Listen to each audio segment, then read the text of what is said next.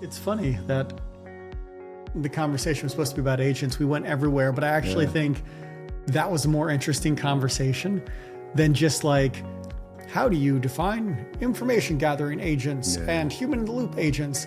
Like the stuff that we got to where you went with, where I was thinking API design and you were thinking like a middle translation, like a shim layer. Yeah, I thought that was really cool. I hadn't thought about that. I've been thinking a little bit more as I say, I've been reading a bit about how agents work. So particularly how neural networks work, how Q values underpin both neural networks and Q learning systems. They're really smart and really simple. And it's just like a Q learning tool basically makes a big lookup table and says, given these, let's say 3 parameters, what's the right answer? And it says, if that number changes, then what's that answer? If that number changes, what's that answer? And there's a weighting that comes out of it. It says, okay, based on this, then I'll choose that one. And I'll look up through this whole table until I get the answer I want and go, okay, then I'm going to do that. Whereas a neural network goes through that and says, the weighting based on these 3 numbers, if I change one, I can guess at what it's likely to be. And then I'll review what my output is. And if it's wrong, then I'll change it. So you have a much smaller, they're much more efficient. But I start to think about if you're doing that across lots of different things, we talk about agents as being this big thing that's going to solve our lives for us in one go. But actually, I like to think of them as little Lego bricks that say they do one specific function, you connect it to something else. So your architectural design becomes really important. And the more you limit them to single things, the more control you've got, and the more you can junk one and replace it with something else when you want to. So. What I really like about the Lego block idea is thinking that every application or service that I build can become a platform that anybody can build on top of. Yeah. With platforms, you need to know coding or engineering. And we just talked about the need that we are still going to need great computer engineers, great developers. With that said, the idea of democratization of this, if I could take, let's say, a bank application or a travel application or a fitness application, and I could allow any user to speak into existence different agents that could be popular on that. Yeah. You're getting to almost like a Minecraft or I'm blanking on the other one at the moment. It's like very open source. Source approach. But that's the thing is, like in Minecraft, anybody can build things. Yeah. And I have to think, how cool is that from a user experience perspective that I can take my banking application, I can really just speak into things. I can speak and create agents on top of that, which can do things for me, leveraging my data, leveraging data in aggregate. I think that idea that every application can become a platform for anybody to party on is incredibly compelling. Yeah, I really think it's a great fact, and I know some people skew one way or the other, but the fact that we have open source and there's millions of developers out there pushing their own Lego bricks in open source to build things, and then you have the big monolithic approach where a company like Adobe or whoever will come in and buy something that they like the look of and bolt it into their existing ecosystem and call it one product. They never are. They're all smashed together and pray it works. But I think the fact that you've got big monolithic approaches which push progress and push craft around the edges of things, and you've got open source challenging things, I think it's something that will persist for a long time. And I think whilst people are saying it's going to go more open source is leading the way on things, I think there's a place for both worlds. And I think there's a place for both worlds in terms of development, but also in terms of commercial application. I feel you're making the blockchain argument, right? We need blockchain because it's this, what's the word I'm looking for? Like visible, persistent. Yeah. It's not controlled by one person, democratized. I cannot remember the exact word that I'm looking for. But then you can build private blockchains and so like... The technology advances and it finds its home in different camps. And I think both camps advance the overall paradigm. Well, I remember maybe 15 years ago, somebody asked me, what's the role of research? Or I think it was maybe what's the role of like academic, like research? Like, why aren't they working in industry? Why are they working in academic? And I thought about it for a while. And at that time I was fairly junior, so I don't think I really grokked the idea of what R&D was supposed to be for. But I always liked my answer where it's, if you're a PhD or if you're a master's student, if you're someone who's really dedicated your life to studying, it is about increasing the totality of human knowledge. Yeah. And that if you have a circle, you've made a little bump that's extended that knowledge just a little bit. And if you are in industry, as both you and I know, that we've worked for the same company, it can be really hard to advance human knowledge within industry or within private companies, public companies, whatever companies, because that's not their role. They need to use existing technology to get shareholder returns, to do all this for revenue and profit. And in the academic world, you are really just about how are we advancing? Yeah, it's I about think that. that's a good sort of perspective with your... There's a common graph, and I can't remember the name of it, but around the technology development curve, where you set right at the bleeding edge, and if you sit at the edge as a commercial, as a capitalist company, it's very expensive and it's very risky to develop there. So most organizations sit a few steps back from there, where the risk's been taken by other people and by proven those companies have born and died, and you pick the ones which work and you balance your appetite for risk based on this. And I think academics can sit right at the end of that because there is no commercial risk to them. And we in the commercial world steal what we can from them and learn what we can and put it into commercial applications. Yeah, I think that's why you see so many tech companies out of Silicon Valley connected to Stanford, connected to Carnegie Mellon, that if you are smart as a leading tech company, you are connected into the universities doing the most groundbreaking research because you want to see where that's going 10 years in advance. That's going to help you plan your strategy. Yeah. I've always felt it comedic that, what was it, 3 or 4 years ago? When was the Metaverse hype? That was sometime during COVID, right? Yeah, a few years ago. I had all the Metaverse hype, and then it died down. Now everybody laughs, and everybody says, oh yeah, the Metaverse, oh, it was overhyped. And I'm thinking, and I've said this before, I think on this podcast, the Metaverse is here. We have tens of millions, if not hundreds of millions of people using it. It is Minecraft. It is all the people who are on Twitch gaming. It is things like Vision Pro is, you could say, extended reality. Yeah.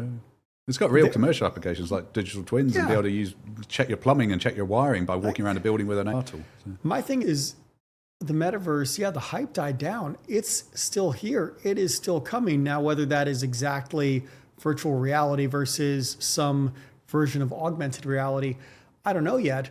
But I don't laugh at companies like Meta or Apple for making investments there, because that's the only way we are going to get there with a litany of failed products in order to get to success. Before the iPhone came out, it was not the first phone with the total screen, but it became this iconic piece. If you look back, you had to have a litany of failed products to get there. Yeah, absolutely. I remember doing tablet design, doing shopping design for a solution on one of the first precursors for what became tablet. It was before Apple brought anything out, before the iPad came out. This was back in 2001. And we built for something which was a tablet-sized thing with a really low resolution that cost about the same as a home computer.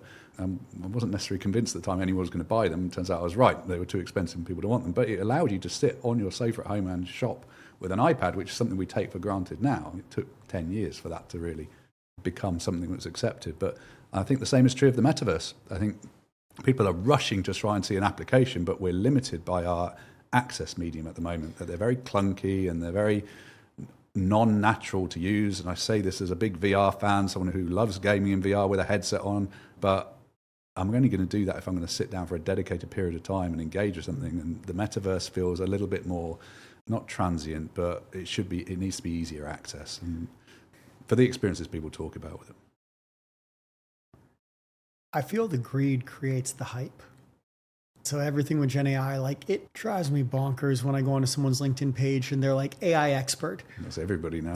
Unless you have been in the field back in the 80s or 90s, no, you're probably not an AI expert. Agent builder expert. No, these things just started. If you have under 1 year of experience doing something, look, I applaud the effort. I really do. But sir, you are not an expert. No. I have to stop you right there.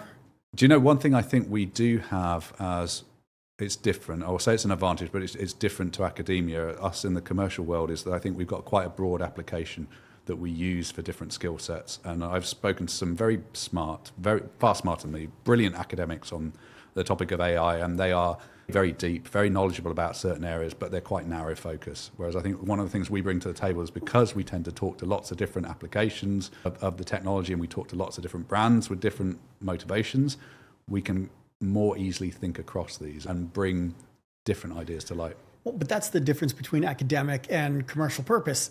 If I'm going for a PhD, At one point, I remember talking to somebody about, and this great person at Pixar gave me this line in terms of why Pixar tries to hire mostly PhDs. He said, because at one point, that person was the smartest person in the world on that topic. Yeah, okay. And that stuck with me. You take a topic and you research it so in depth that you know it better than 8 billion people in the world. That is a feat unto itself. But the only way that you get there is going so deep on that topic that you can just create a little bit more knowledge within human history versus what you just said on the commercial application. It's about reaching all 8 billion people. Yeah. So these two things are fundamentally at different sides of the spectrum, but you need one to drive the other, and then probably you need the commercial at some point to then drive back on the academic, supplying them with some cash and some money, some grants. That's what I was looking for. Grants in order to get their work done. Absolutely. And honestly, I celebrate that idea of how we operate in this world. For a very long time, I've claimed to be a broad generalist rather than a specific industry specialist. And I think for me, it's worked great being able to apply those different attitudes, those different learnings across lots of different industry sectors. And you can take learnings from one, say automotive, and apply it in telco or apply it in real estate. I think that in itself is a skill of equal value to somebody who's a very focused specialist. Because I think some of the industry topics, they're not actually that deep. You can learn quite a lot quite quickly. Certainly I've found over the years. What I miss in my career as I have moved up is that ability to go deep and specialize on something. Now I have to jump between all sorts of industries. I work with financial clients. I work with travel and hospitality clients. I work with energy and commodities clients, just to start. And at any point now for me, it becomes more about what are the right questions that I need to ask in order to get to the outcomes we need. Yes. That level of questioning has allowed me to gain a lot of knowledge. You get very good at that as well. You do. And it is an incredibly valuable trait that most people undervalue, is the ability to ask good questions and understand what to ask in order to narrow and get to an outcome. That being said, I still miss this idea of going really deep on a topic. And outside of work, I try to read deep into specific topics, but it is still not what I want. When I think back to university, or I think back to the first 10 years of my jobs, where it was really about just hammering on specific industries or specific products, working on a feature for 6 months till you knew everything about that feature. That is still something I miss. I don't know if I'll ever get back to it. I don't know if I honestly want to. I think where I've gone now, I really like. But that's not to say I don't miss it. I think one of the things that holds us back is that we tend to have this fear of asking stupid questions. I think when you start in your career, there's a little bit more of a latitude that allows you to ask questions which you obviously wouldn't know the answer to because you're learning. But the older we get, the more experience we get, the higher up the chain we get, it gets harder to put yourself out there and say, I know you guys might know this, but I don't, and I want to understand it. The more I think we can rein ourselves back from being guided by that fear and just ask the questions, because there's a reason why you're asking them. There's a reason, and the question itself might have an obvious answer, but actually your prompt to getting there is probably where it's interesting. So I'm trying to give myself permission to do this more and allow others to ask all your questions, because even if your question is on the surface stupid, it might actually spark something in me thinking, okay, I can answer your question, but you made me think about something else. And that wouldn't be the first time that's happened. I tend to think that's an ego thing, where as you come into your 20-year mark, or even your 10-year mark, 15-year mark, 20-year mark, 30-year mark, not there yet. Yeah, that you walk in, that you walk in thinking that you need to have the answers and your job is to tell people the answers, versus as I've worked with really good executives, it is much more about knowing the right questions to ask and how to guide and coach people towards the ends that are needed against whatever strategic backdrop is there. Yeah, I think the longer you stay in this, the more you realize that actually what you do individually is insignificant compared to what you do with a team. And usually you're a minor cog in the team. That the biggest value I think you have as a leader is enabling the team to do their work together. Totally agree. We're out of time. That's it. I've been watching.